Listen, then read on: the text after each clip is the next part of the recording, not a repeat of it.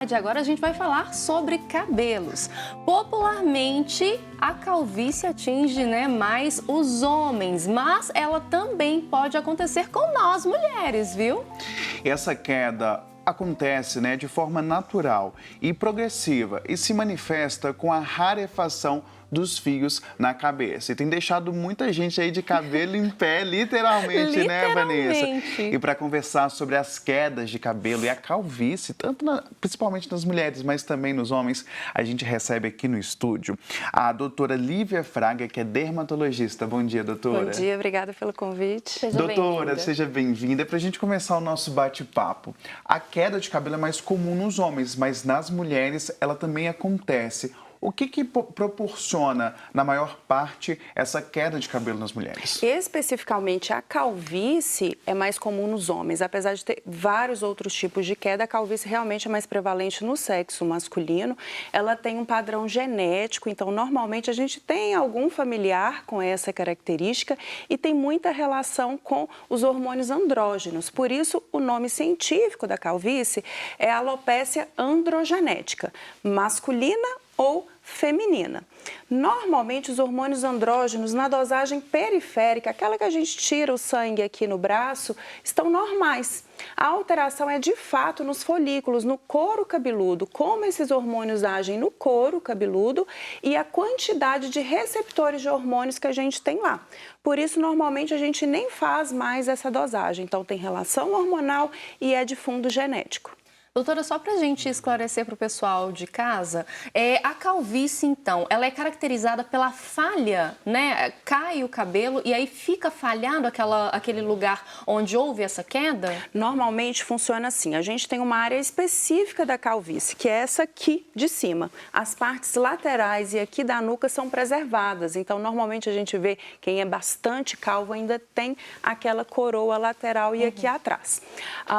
A principal característica da calvície, na verdade, não é a queda. Você pode perguntar para os calvos se eles veem muitos fios no chão, se eles veem muito no travesseiro, e não veem, porque a principal característica é o afinamento dos fios.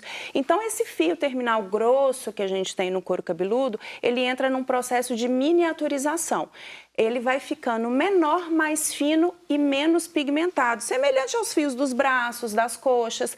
Então, quem tiver algum parente calvo, por curiosidade, vai olhar que na região da calvície vai perceber que são fios semelhantes a esses dos braços, são os pelos velos que a gente chama. São fios mais finos, menores e menos pigmentados. Então, principal característica, apesar da gente falar muito de queda de cabelo, é o afinamento do fio. Doutora, nas mulheres, é comum também esse afinamento ser tão grande que as mulheres podem, de fato, ficar completamente carecas como os homens? Sim, se não tratar, vai ter o mesmo fim dos homens. Os homens, às vezes, um pouco menos vaidosos, vão deixando a doença acometer mesmo. Agora, as mulheres, se elas não tratarem, vai acontecer a mesma coisa. O fim é aquele folículo parar de produzir fio. E aí não nasce absolutamente nada. Pode ficar assim, com a careca lustrada. E aí, a senhora falou uma coisa que me chamou a atenção, que é essa característica do afinamento do fio. Nós, mulheres, somos conhecidas por fazermos, muitos procedimentos no cabelo. Esses procedimentos, eles podem levar ao afinamento, algum procedimento pode levar ao afinamento do fio, causando uma calvície futura? Não. De nada tem relação com nenhum procedimento, progressiva, tintura, enfim, secador, nada. Isso é realmente de dentro para fora, é genético e hormonal. Então, os procedimentos, quando bem feitos, se não atingirem o couro cabeludo, provocar uma dermatite, uma queimadura, não vão alterar em nada o crescimento do fio. Então, mesmo quem é calvo, pode fazer procedimento na haste capilar. Não precisa preocupar. Não precisa. Doutora, a mulher que ela está vendo que o cabelo está caindo ou o cabelo está ficando mais ralo, mais fino, o que ela deve fazer? Procurar um dermatologista? Primeira coisa é não tentar se diagnosticar, não tentar se automedicar, que a maioria dos diagnósticos que o próprio paciente faz em casa estão errados e todas as alternativas de tratamento que ele tentar vai dar errado. Então, melhor a se fazer, a primeira coisa é marcar uma consulta com o médico dermatologista, que aí dentro do consultório o médico dermatologista vai fazer a anamnese, uma série de perguntas, vai fazer o exame físico a olho nu, vai fazer o exame físico com tricoscopia, que é um aparelhinho que aumenta em 200 vezes o couro cabeludo, e a gente vê várias características que fazem a gente fechar o diagnóstico. Então, o diagnóstico é um diagnóstico clínico feito somente pelo médico dermatologista. Normalmente, quais são os tratamentos indicados, né? Eu imagino que deve variar de caso para caso, de pessoa para pessoa, mas normalmente qual que é o caminho ali que o dermatologista vai orientar o paciente? A gente tem duas formas de tratar a calvície, tanto a feminina quanto a masculina, com as particularidades de cada paciente. Um é o tratamento clínico, que é feito com medicamento. Tem vários medicamentos, medicamentos que vão agir aumentando a fase de crescimento do fio, outros que vão agir bloqueando os receptores do couro cabeludo e por aí vai. Esse é o tratamento clínico. Existem também os capacetes de luz de LED que o paciente pode comprar para usar em casa conforme a orientação do próprio fabricante. E existem os procedimentos. Quando a gente associa o tratamento clínico com os procedimentos de tratamento de consultório, aí sim a gente colocou todo o time para jogar e a gente costuma ter melhores resultados. O tratamento clínico é o padrão ouro, é a primeira coisa que o paciente tem que fazer e tem que ter disciplina, porque é um tratamento eterno. A calvície não tem cura. Então, ele precisa tratar enquanto ele quiser ter cabelo na cabeça. E os procedimentos já têm um tempo pré-determinado. A gente faz por um tempo até atingir o resultado que o paciente quer e depois dá alta para ele fazer a manutenção só com tratamento clínico. Doutora, esses tratamentos via oral, eles são mais eficazes do que aqueles tratamentos que fazem direto no couro cabeludo? Existe uma diferenciação de qual que é o melhor tipo de tratamento? De fato, o oral é a primeira opção. Quando eu falo que é a primeira opção, de primeira linha, é porque médico trabalha com embasamento científico. É o que tem mais estudo, é o que tem mais resposta, é o que tem mais resultado. Então, o tratamento oral é o básico do básico que todo calvo que quer tratar deve fazer. Mas o resultado do tratamento oral, ou tópico, né? Porque pode passar também medicamentos em casa, associado com os procedimentos, é um pouquinho daqui com um pouquinho daqui. Aí vai acelerar aquele resultado. Então, a gente tem resultados com o dobro de velocidade que a gente teria associando, colocando todo o time para jogar do que ficar com poucos jogadores em campo. Mas é sim considerado o tratamento de primeira linha, o tratamento que o paciente faz em casa, com medicamento oral, com medicamento de passar. Esse é o de primeira linha. O importante é ter disciplina, né, doutora? Todo santo dia vai ter que fazer uso da medicação, igual anticoncepcional.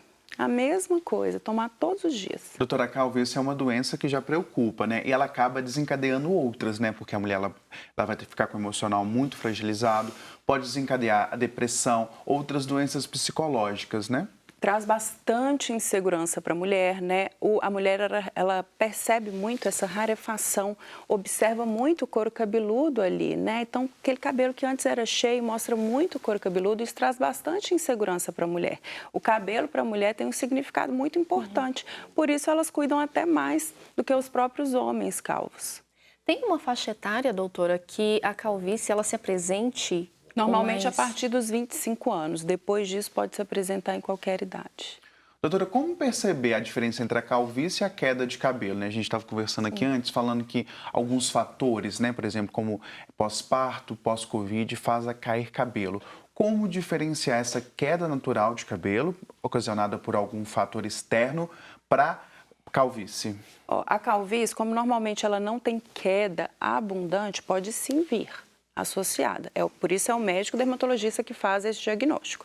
Mas normalmente, quando é uma queda pós-Covid, pós-parto, após uma cirurgia, a gente chama de eflúvio telógeno. É uma queda muito abundante, de puxar assim, solta mechas, no banho solta mechas. Isso é uma característica de uma troca importante da quantidade de fios que estão na fase de crescimento, vai um monte para a fase de queda. Isso normalmente vem depois de algum gatilho. E o gatilho pode ser o Covid, pode ser o parto, pode ser algum outro tipo de cirurgia. Então, normalmente, só pela anamnese a gente já consegue diferenciar. Mas é muito importante fazer o exame físico do couro cabeludo, que a gente não vai ver, por exemplo, no eflúvio telógeno pós-parto, a gente não vê esse pelo velos. Isso não é característica do eflúvio telógeno, isso é característica da calvície. Então, tem alguns diferenciais entre um e outro que o médico dermatologista tira de letra. Outras enfermidades, por exemplo, o ovário policístico, ele pode levar a mulher a ter essa queda acentuada nos fios? Pode levar à calvície? Calvície especificamente não, mas pode levar ao aumento da queda sim, e é muito comum também o aumento dos pelos, o hirsutismo, aumento dos pelos em região predominantemente masculinas. Então, quem tem síndrome dos ovários policísticos pode ter bigode, barba, aqueles pelinhos abaixo do umbigo. Então, essas regiões que são predominantemente masculinas, quem tem síndrome dos ovários policísticos pode evoluir com essa característica também. É o que a gente se apega mais ao hirsutismo, mais do que à queda.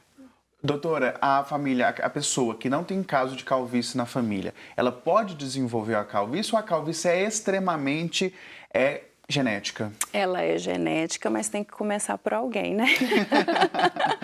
Alguém tem que vir premiado para passar para as próximas gerações. Então, pode acontecer dele ser o primeiro da família.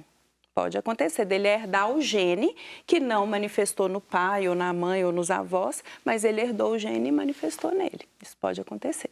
Meu Deus do céu, o pessoal de casa deve estar literalmente de cabelo em pé assistindo essa entrevista, né, falando sobre calvície.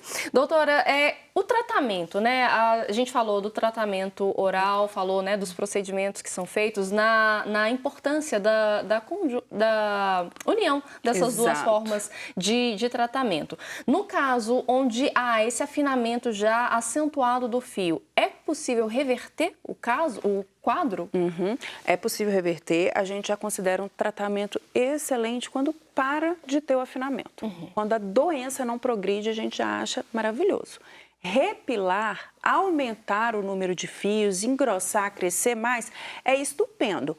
Quando a gente está em fases iniciais, a gente consegue isso. A gente repila muito bem os cabelos, né? Mas quando está em fase mais avançada, alguns não voltam e aí a gente tem que partir para transplante mesmo. E mesmo com o transplante, precisa do tratamento clínico e precisa dos procedimentos. Um não substitui o outro. Doutora, você falou de implante, né? O implante ele é mais comercialmente divulgado, né? Então a gente vê muita gente fazendo transplante, muitos homens fazendo esse transplante. O transplante ele também serve para as mulheres? É um procedimento procurado muito por elas? Também serve para as mulheres que têm um grau mais avançado e que não têm resultado com tratamento clínico e querem realmente repilar, tem que partir para transplante mesmo, está super indicado. É importante, doutora, a gente está falando aqui, né, sobre o acompanhamento com o dermatologista, mas tem um acompanhamento também multidisciplinar, né? Porque o corpo, ele é um conjunto, né? Exato. Ali a queda, na verdade o afinamento, que agora eu aprendi, que não é bem a queda, é um afinamento do fio, ele acontece por vários fatores, né? Aqui a gente já passou pela questão genética, já passou pelo ovário policístico que pode provocar uma queda, então é um acompanhamento que você deve fazer com vários profissionais. Exatamente. Eu sempre oriento meu paciente para ele estar, no mínimo, nutricionalmente bem. O paciente que não é saudável, ele tem a tendência de ter piores resultados nos cabelos, né? Mais manifestações nos cabelos. Então, é muito comum no pós-parto, pós-Covid, por exemplo, que é o eflúvio telógeno, a gente pegar pacientes que estão com ferro baixo, estão com anemia. Isso é extremamente comum, vitamina D muito baixa, então é sempre importante a gente dosar as vitaminas do paciente, ele está em um acompanhamento nutricional também, para ele estar bem de saúde, né? O cabelo é um reflexo do organismo dele, então o organismo tem que estar funcionando muito bem, essa engrenagem para refletir nos cabelos. Doutora, lá no seu consultório, você tem observado se tem aumentado o número de mulheres que estão procurando alternativas e tratamentos para calvície? Como é que está essa procura lá? Sem sombra de dúvidas, eu tenho bastante predominância de tratamento de cabelo no consultório, boa parte das mulheres, né? E principalmente nessa época que veio a pandemia, que teve muita queda de cabelo após o Covid, choveu de paciente no consultório para o tratamento disso e com isso a gente faz diagnósticos de várias outras doenças. A queda de cabelo, ela não é uma doença, ela é um sintoma. Agora, qual doença que está provocando esse sintoma? É uma vitamina que está baixa? É uma tireoide que não está legal? É uma calvície? É uma doença ou algum outro tipo de doença endócrina? É uma doença autoimune? Então, quando a gente tem uma queixa capilar, a primeira coisa que a gente faz é tentar buscar o diagnóstico, porque a queda de cabelo não é diagnóstico, ela é um sintoma de alguma doença.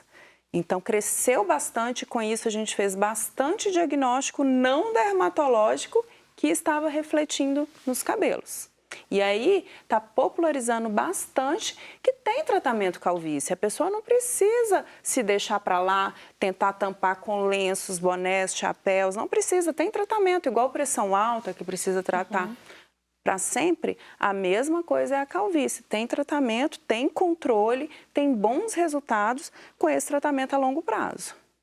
Para a gente já caminhar para o encerramento da entrevista, doutora, só uma dúvida. O tratamento para queda capilar, que é um sintoma pós-Covid, é o mesmo para calvície feminina?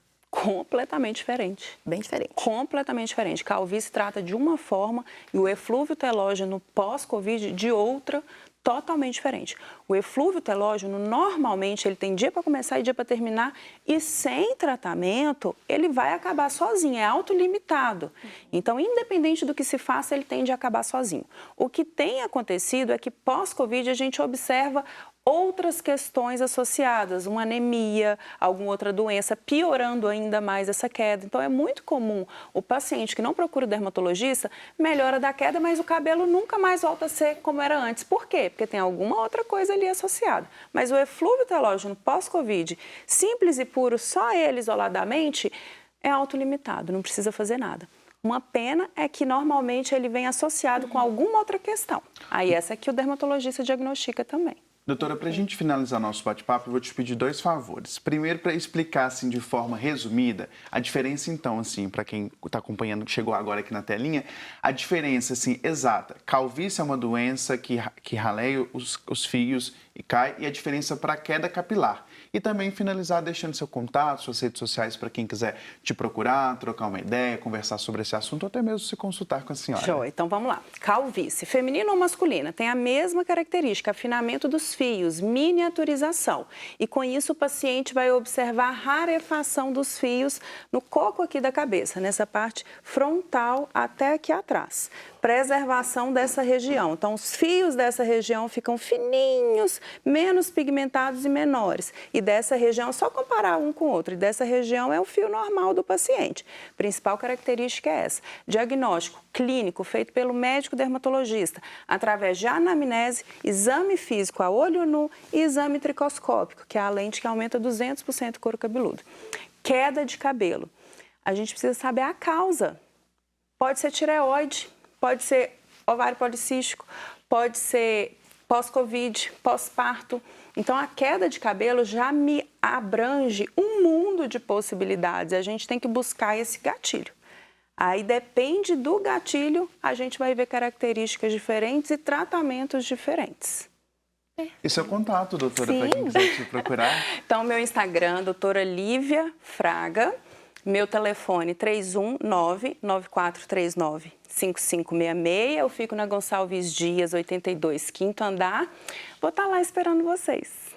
Perfeito. Todas essas informações o pessoal de casa consegue, então, pelo Instagram da senhora, que está aqui. No Instagram, todo santo dia tem conteúdo dermatológico, todo dia tem alguma questão relacionada a cabelo, pele e unhas. Perfeito. Obrigado, viu, Eu que doutora? agradeço. Muito, muito obrigada, viu?